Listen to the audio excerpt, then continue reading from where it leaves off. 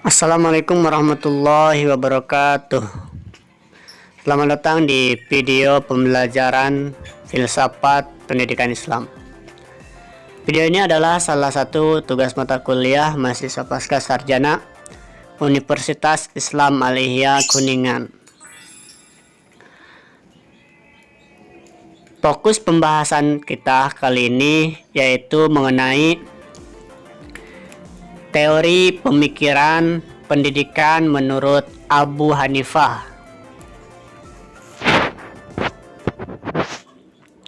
Sebelum kita membahas tentang teori pemikiran pendidikan menurut Abu Hanifah, alangkah baiknya kita mengenal siapa itu Abu Hanifah. Maka dari itu, mari kita simak bibliografi Abu Hanifah.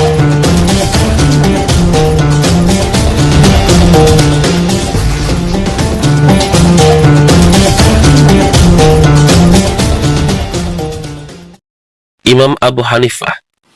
Imam Abu Hanifah dilahirkan pada tahun 80 Hijriah atau 696 Masehi, lahir dari keluarga pedagang. Nama beliau dari kecil ialah Luqman bin Sabit bin Zautah bin Ma'ah. Imam Abu Hanifah hidup selama 52 tahun dalam dua masa kekhalifahan, yaitu 5 tahun pada masa dinasti Amawiyah dan 18 tahun dalam masa dinasti Abbasi. Ayahnya bernama Sabit, pedagang sutra yang masuk Islam pada masa pemerintahan Khulafaur Rasyidin. Ayah beliau keturunan dari bangsa Persia, tetapi sebelum beliau dilahirkan, ayahnya sudah pindah ke Kufah. Oleh karena itu, beliau bukan keturunan bangsa Arab asli, tetapi dari bangsa Ajam, yaitu bangsa selain bangsa Arab. Dan beliau dilahirkan di tengah-tengah keluarga berbangsa Persia. Kita akan berbicara tentang filsafat pendidikan. Bicara tentang pendidikan, pendidikan merupakan salah satu kebutuhan manusia untuk bisa berproses dan berinteraksi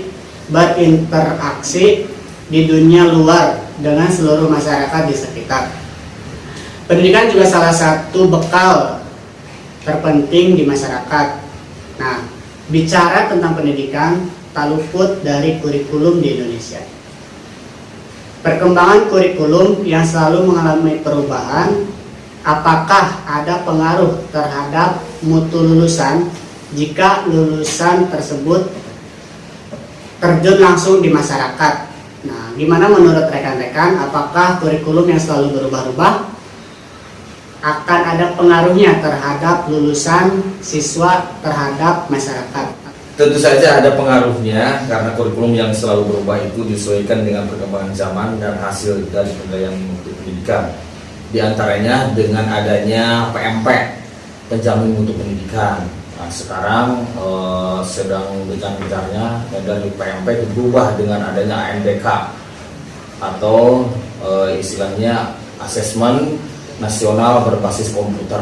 Jadi anak-anak itu yang tadinya tidak bisa komputer harus diusahakan belajar komputer. Jadi gunanya untuk apa? Yaitu untuk meningkatkan mutu pendidikan. Jadi dengan adanya ANBK tersebut, maka setelah itu ada dianalisis. Kemudian setelah dianalisis, setelah dinilai, kemudian oleh pakar pendidikan tersebut, kemudian dijadikan menjadi bahan untuk merubah gitu kurikulum. Di antaranya sekarang adanya kurikulum 13 yang tadinya adanya kurikulum atau KTSP gitu ya. Jadi kenapa adanya berubah-ubah, yaitu ya karena untuk menyesuaikan zaman gitu ya.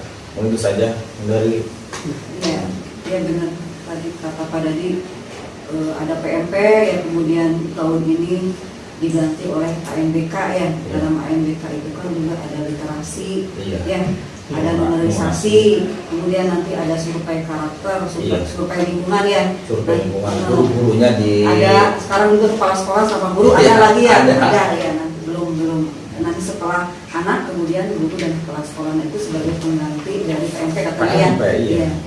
Nah, tadi kenapa kurikulum itu bagaimana pengaruh terhadap mutu lulusan kalau kurikulumnya selalu berubah?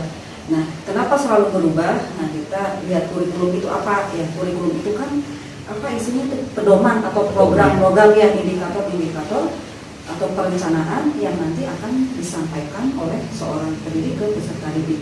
Dan tentu saja hal itu akan selalu mengalami perubahan karena disesuaikan dengan perkembangan zaman gitu. Seperti dulu KTSP 2006. Nah, mungkin zaman dulu itu belum ada yang namanya IT gitu ya, digitalisasi, apalagi sekarang daring gitu ya, online gitu ya. Nah, maka itu disesuaikan lagi gitu. Ada kurikulum 2013.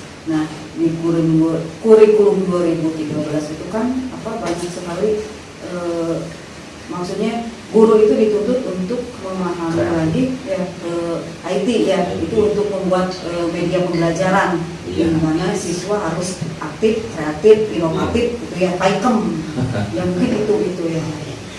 Tapi pengaruhnya belum ini ya, belum tersentuh. Pengaruhnya terhadap di masyarakat untuk lulusan tersebut kalau kurikulum itu berubah ya tentu saja ada ya, karena implementasi dari kurikulum yang terbaru itu kan nanti diterapkan dalam kehidupan peserta didik itu, lulusan peserta didik itu dalam masyarakat. Oke, terima kasih. Berarti kesimpulannya bahwasanya kurikulum di Indonesia walaupun berubah-ubah akan berdampak terhadap siswa nanti di pendidikan menurut Abu Hanifah. Nah, bagaimana menurut rekan-rekan sistem pendidikan menurut Abu Hanifah itu seperti apa? Nah. Dulu ya ketika Abu Hanifah sudah dipercayai memegang madrasah yang ada di Tifah ya. Abu Hanifah ada beberapa, kalau sekarang mungkin kurikulum disebutnya gitu ya, kurikulum yang dilaksanakan oleh Abu Hanifah itu yang pertama ada sistem kelas ya, kemudian ada sistem asrama ya, ada sistem asrama karena ada siswanya yang menetap di rumah Abu Hanifah gitu. Nah, terus ada juga yang seperti kelas biasa pulang gitu, sekolah biasa seperti itu.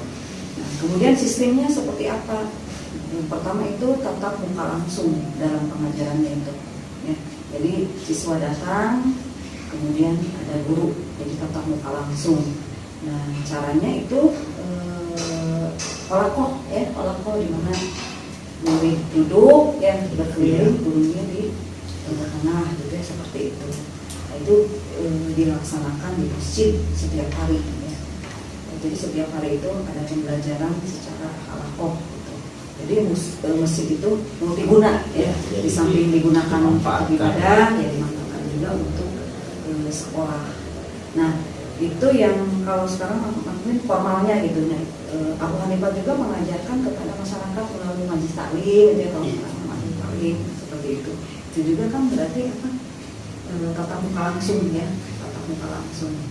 Nah, kemudian dalam sistem pengajarannya itu siswa diajak untuk ketika sudah mendengarkan apa yang dipaparkan oleh Abu Hanifah, kemudian siswa disuruh mencari masalah-masalah gitu, dengan cara berkelompok berdiskusi, mencari masalah, kemudian secara berdiskusi dengan teman-temannya mencari solusi. Kita mencari solusi dari masalah tersebut. Nah, apa solusinya? Kemudian dipecahkan secara bersama-sama. Jadi si siswa itu diberikan kebebasan untuk berpikir, ya, kebebasan untuk berpikir. Nah, itu sistem pengajaran dari Abu Hanifah. Nah, kemudian dalam interaksi kepada murid, Abu Hanifah itu benar-benar interaksinya itu benar-benar dekat itu. Jadi Abu Hanifah mendekati siswa itu untuk mengetahui karakteristik peserta didik itu, yang ini seperti apa, yang ini seperti apa, kebutuhannya apa gitu. Jadi melakukan pendekatan secara pribadi sehingga antara peserta didik dan guru itu ada ikatan gitu. Jadi ketika Abu Hanifah menyampaikan pelajaran ketika di kelas ya, Abu Hanifah bisa sampai ke pengetahuan si peserta didik gitu. Yang ini mah caranya seperti ini, yang itu mah caranya seperti itu. Karakter si anak didik itu harus benar-benar ketahui lah. Ya, jadi paham lah, paham ya. Ya, ada kedekatan. Ya. Nah, kemudian apa lagi ya? Metode dan materi pengajarannya itu berbentuk Ya. pengetahuan umum ya. Ada, mohon maaf ya Bu ya. Kita fokus ke sistemnya gitu. Nanti metode ada pertanyaan yang lain. Nah, Siap. mungkin itu ya. Jadi itu menurut rekan saya Ibu Dias, sistem pendidikan menurut Abu Hanifah, yaitu yang pertama mungkin kalau sekarang itu sistemnya kayak boarding school ya Bu ya. Ya itu Kurang lebih seperti itu. Ada dua macam asrama ya. ya. Asrama. Ada asrama, ada ketemu langsung dan lain Halakoh sebagainya. Oh, Ada sistem halakoh dan lain sebagainya, atau pertemuan langsung seperti tatap muka. Dan juga Abu Hanifah sendiri mengajarkan kepada murid-muridnya itu dengan cara sistem diskusi ya, untuk mendapatkan atau menemukan masalah yang ada di sekitar ya. Iya. Jadi ini nambahin sedikit Iya. ya, dari pengalaman saya gitu ya, tepat sekali gitu, nyambung ketika saya di masjid gitu ya, ada jemaah tabligh gitu ya. Jemaah tabligh, kalau di Purwasari kan ada yang menamakan jemaah tabligh gitu. Jadi mirip sekali kayak saya seperti ini ya, jadi halakoh gitu ya. Jadi setiap hari saya itu ditanyain ada masalah apa aja sama guru tersebut. Jadi ungkapkan, kemudian peserta musyawarah yang lain tuh menanggapinya masing-masing. Jadi cari solusi gitu. Jadi seperti itu pemanfaatannya. Jadi banyak sekali lah. Berarti itu menggunakan sistem pendidikan Abu Hanifah. Berarti zaman sekarang yang mengikuti Abu Hanifah atau kita yang mengikuti Abu Hanifah nih? Ya kemungkinan Bisa jadi. ya, Bisa jadi. karena yang pembelajaran sekarang itu kan banyak berasal dari luar ya. Iya. Nah, dari luar itu banyak sekali mempelajari buku-buku filsafat. Sebenarnya Dan- sebenarnya dari tokoh-tokoh Islam sebenarnya. Jadi visioner ya. Visioner. itu Sebenarnya sistem pendidikan kita di Indonesia itu banyak menganut kepada imam-imam Islam ya, atau Iya. Islam ya. Mungkin karena zaman sekarang lebih munculnya orang-orang Barat, Iya. gitu ya. Jadi orang-orang Islam teori itu, dari barat yang iya seperti itu. Nah, jadi menurut rekan saya, sistem pendidikan Abu Hanifah itu sudah kita terapkan saat ini ya. Iya. Ya, kita saat ini kembali kepada diri kita, apakah kita yang mengikuti pembelajaran zaman dulu atau zaman dulu yang mengikuti kita? Kita yang Pastinya itu ya, pastinya seperti itu. Nah, itu sistem pendidikan menurut Abu Hanifah. Iya, betul. Selain sistem pendidikan, nah apa saja sih dasar pemikiran pendidikan menurut Abu Hanifah? Maksudnya gini, dalam hal pendidikan, dasar pemikiran apa saja sih menurut Abu Hanifah itu? Jadi Abu Hanifah itu mempunyai dasar pemikiran, diantaranya jadi yang pertama ada dorongan dari pihak keluarga, sehingga Abu Hanifah fokus menumpahkan pemikirannya hanya untuk belajar dan belajar terus gitu. Yang selanjutnya adanya simpatik dan kekagumannya kepada Sayyidina Ali bin Abi Thalib, Umar bin Khattab, Abdullah bin Mas'ud dan Abdullah bin Abbas. Jadi saking kekagumannya kepada sebelum-sebelumnya gitu ya, sehingga semangat untuk belajar Abu Hanifah yang tadinya didasari dengan istilahnya mempunyai kejeniusan gitu ya, dari mulai umur 7 tahun dia udah terkenal Abu Hanifah, kalau menurut ceritanya gitu sudah bisa mengalahkan orang ateis gitu ya, itu saking cerdasnya gitu Abu Hanifah. Dan selanjutnya yaitu dasar pemikiran Abu Hanifah, keyakinan yang mendalam di lingkungan keluarganya. Jadi kalau menurut saya itu berarti keluarganya dukungan keluarga yang paling utama gitu. Terus yang selanjutnya juga kedudukan kota Kufah, Basrah, Baghdad adalah kata-kata yang berdekatan karena yang pada waktu itu merupakan pusat ilmu pengetahuan. Jadi kalau Basrah itu berarti di Irak gitu ya, di Irak, daerah Irak. Itu pada waktu itu merupakan pusat pengetahuan. Jadi dasar pemikiran yang tadi dari keluarga yang mendukung, terus keyakinan dari keluarganya, ditambah lagi dengan lingkungan yang sangat mendukung, yaitu lingkungan pendidikan gitu. Ya, itu mungkin dasar-dasar pendidikan Abu Hanifah, sehingga Abu Hanifah mempunyai istilahnya pemahaman yang sangat kompleks gitu ya. Dan Abu Hanifah itu tidak puas dengan satu guru, malah ada keyakinan bahwa Abu Hanifah itu tidak seorang yang cerdas, yaitu tidak boleh berguru kepada satu imam atau kepada satu guru, jadi harus berguru kepada yang lainnya dari 1, 2, 3 sampai sebanyak-banyaknya supaya ilmunya komplit. Nah, jadi tidak tanggung. Mungkin bisa ya. Berarti menurut Kang Dadi, menurut Kang Dadi, dasar pemikiran Abu Hanifah itu dia atau beliau itu semangat juang dan dorongan atau dukungan belajarnya bukan dari lingkungan saja ya, melainkan dari dirinya sendiri. Semangat. Barangkali mau ditambah? Ya sedikit, ya tadi kata Adadi begini udah komplit gitu ya.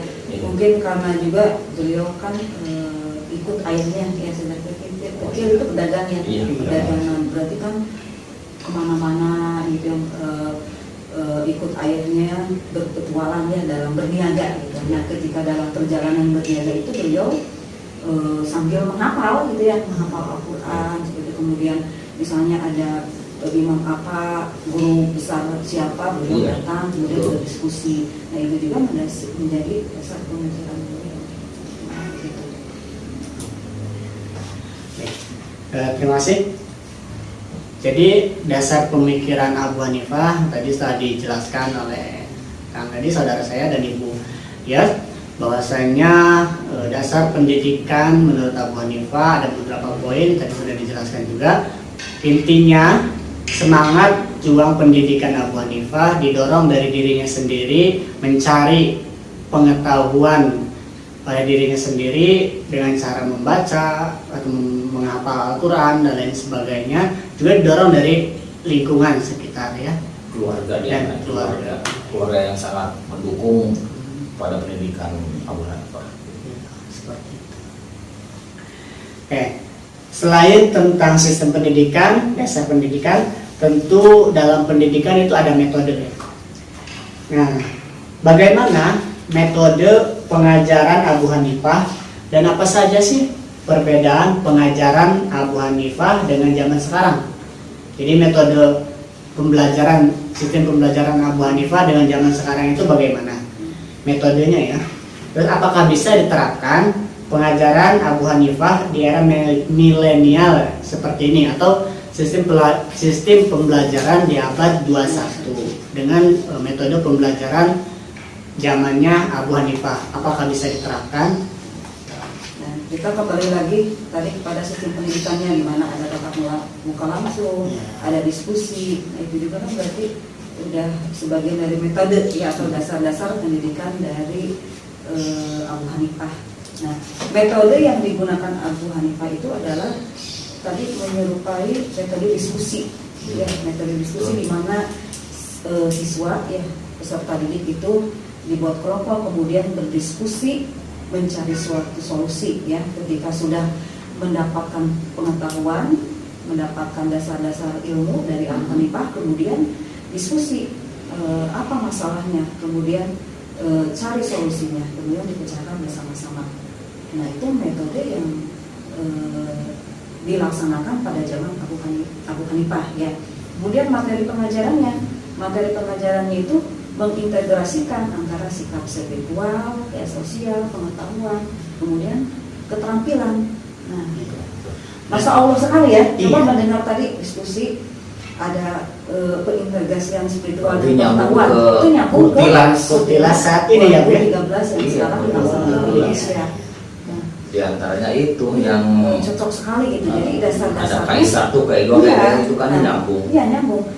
Kalau di Abu Hanifah hanya disebutkan kan, ya dasarnya kutilas berarti ada pengintegrasian antara sikap spiritual dengan pengetahuan. Iya, betul. Jadi ketika kita punya ilmunya harus diketahui dengan agamanya gitu. Iya. Dan itu nyambung dengan kurikulum 2013 tadi dikatakan apa?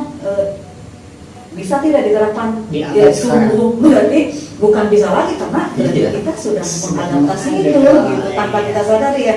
Ya mungkin kalau para pakar mah sudah tahu, kita kan baru yang mempelajari teori pemikiran para filsafat seperti ini. Nah, Masya Allah sekali kan jadinya ternyata nyambung. iya ternyata ini kan zaman tahun berapa gitu ya, dasar-dasar dari metode pembelajarannya itu ternyata terpakai pada saat zaman sekarang. Termasuk ini kalau saya baca metodenya itu Merdeka Belajar. Nah, Merdeka Belajar sekarang lagi gencar-gencarnya oleh Mas Nadiem. Metodenya Abu Hanifah itu.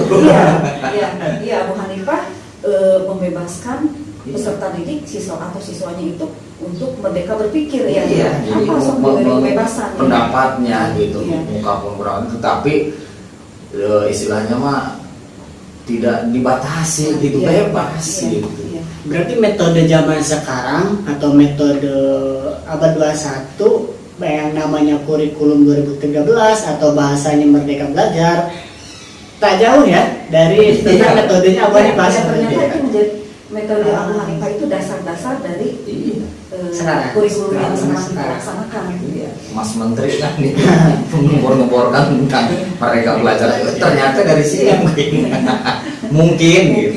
Ya karena mungkin ini kan kalau di kurikulum 13 ya kita belajar metode media pembelajaran, teori-teorinya dari mana? Apa? Teori Bloom atau apa gitu ya, Iya. itu kan dari barat.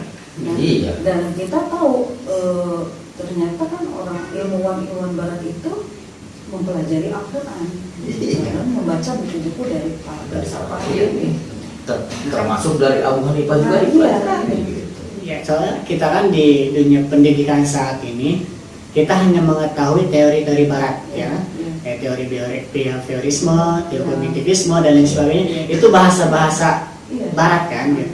Namun di sisi lain ada loh ya ternyata teori-teori dari imam besar kita. Ya, salah satunya adalah Abu Hanifah sendiri. Itu salah satu tugas kita untuk Nah, iya. Pelajari. Ini tugas kita nih Cari. harus lebih mengeksplor lagi. Orang Barat mempelajari Iya. imam-imam orang Islam, Iya. kitanya orang Barat. Satu PR buat kita ini. Iya, iya.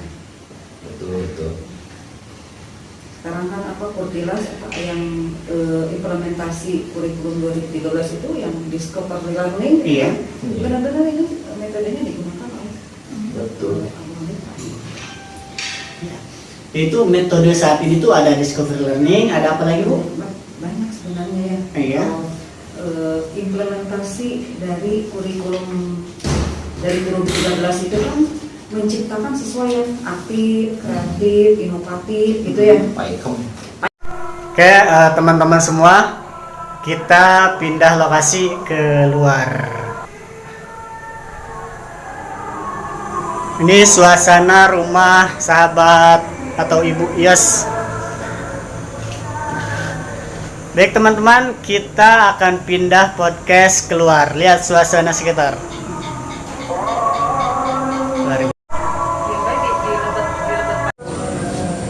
Baik, sistem pendidikan Abu Hanifah dengan sekarang itu sangat relevan ya, sangat berkaitan. Kurikulum 2013 dan sistem pendidikan Merdeka Belajar itu sangat menganut, ya, right? Menganut kepada sistem pendidikan atau metode pendidikannya Abu Hanifah. Nah, setelah kita membahas tentang metode pendidikan Abu Hanifah, sekarang apa sih tujuan dari pendidikan Abu Hanifah? Mulai. Tujuan pengajaran yang dilakukan oleh Abu Hanifah itu adalah mengintegrasikan antara ilmu dengan pengetahuannya, ya. Nah, jadi bisa dikatakan itu mengintegrasikan aspek spiritual dan intelektual dalam diri manusia. Jadi manusia itu harus mempunyai pengetahuan disertai dengan spiritualnya gitu.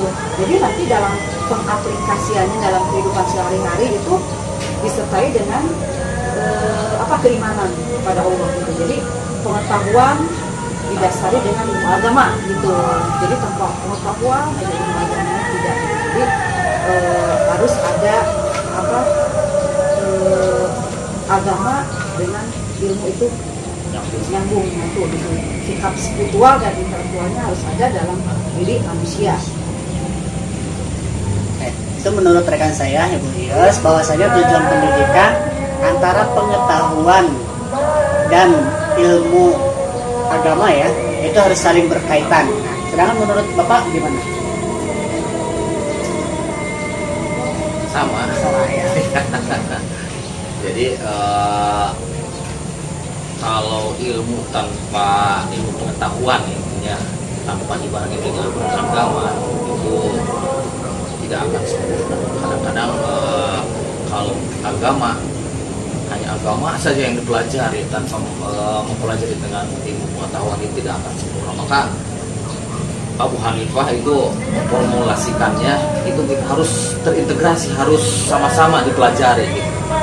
Makanya tadi sudah dikatakan bahwa mempelajari ilmu tidak boleh tanggung lah, jadi harus istilahnya sama gitu ya, jadi sama-sama sama rata gitu ya. Jadi ilmu pengetahuannya dipelajari sampai tuntas dan ilmu agama juga harus dipelajari dengan tuntas, tidak boleh setengah-setengah. Dan dapat disimpulkan bahwa tujuan dari tujuan pembelajaran atau pendidikan dari Abu Hanifah itu adalah membentuk manusia yang berkepribadian yang merdeka dan yang bebas menurut pendapat, berakhlak mulia dan berakidah Islamnya spiritualnya tadi. Jadi intinya tujuan pendidikan Abu Hanifah ini sama dengan sekarang, ada pengetahuan agama maupun pengetahuan umum gitu ya. Jadi kata Pak Dadi, kata rekan saya, kalau menuntut ilmu itu harus sekaligus atau menyeluruh, jangan setengah-setengah. Ilmu dunia itu harus, ilmu agama lebih harus. Jadi kalau kata orang tua selamat dunia akhirat. Nah, juga implementasi dari pendidikan sekarang itu merdeka belajar. Menurut Abu Hanifah juga sama, kepribadian yang merdeka gitu ya. Terus apa lagi, Bu? Berakhlak mulia, Mempunyai akhlak yang mulia terhadap siswanya atau terhadap santrinya, serta menjadikan pribadi yang Islamnya. Berarti nyambung dengan itu kurikulum 2013, ada kait 1 spiritualnya, kait 2 pengetahuannya, kait 3 sosial, dan kait 4 yaitu keterampilan. sebenarnya sih dari tadi saya mendengar rekan-rekan ya, ibu dan bapak tentang Abu Hanifah pendidikan itu KIKD yang kita terapkan ya, administrasi yang kita buat dari silabus, RPP dan sebagainya itu ada semua ya. Di KI 1 tentang pengetahuan, tentang spiritual, terus keterampilan, sosial itu ada semua itu ya. Sesuai dengan abad 21 yang pace itu yang critical thinking. Itu istimewanya pendidikan agama Islam tuh, tokoh-tokoh agama Islam itu dari Visioner, visioner. ke depan gitu. Tidak hanya pada zamannya, tetapi zaman sekarang itu masih bisa digunakan gitu. Jadi jauh sebelum kita menerawang pendidikan ke depan, ternyata sahabat atau Imam Abu Hanifah sendiri sudah jauh menerawang dari abad berapa hingga saat ini di abad 21 sampai kepada kita penerapan sistem pendidikan. Betul ya? Ternyata apa yang dilaksanakan pada zaman sekarang itu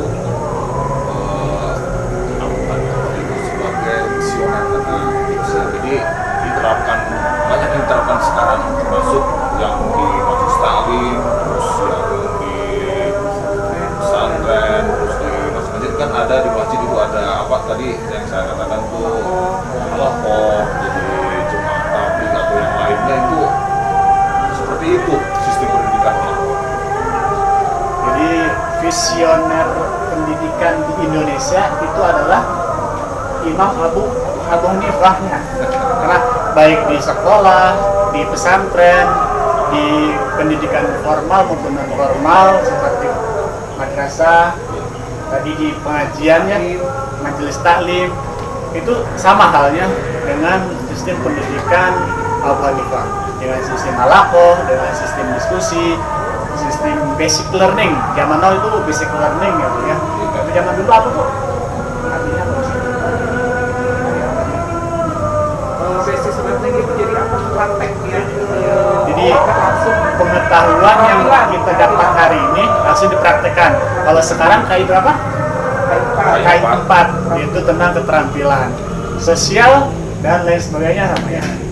Malah di ini apa di dunia pendidikan anak usia dini ya ada yang dinamakan circle time. Jadi benar tadi si anaknya berkeliling mengelilingi gurunya, kemudian jadi si ya halakoh sama seperti sekarang yang digunakan itu kebanyakan.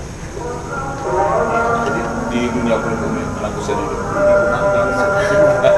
Kita luar biasa sekali ya teori tentang pendidikan menurut Abu Hanifah.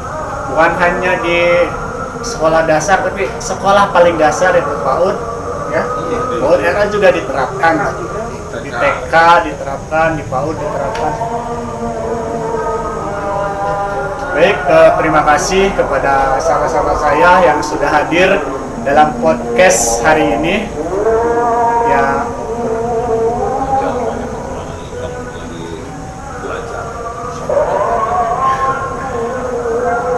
Cukup sekian dari kami karena kami masih dalam proses pembelajaran, sama-sama belajar.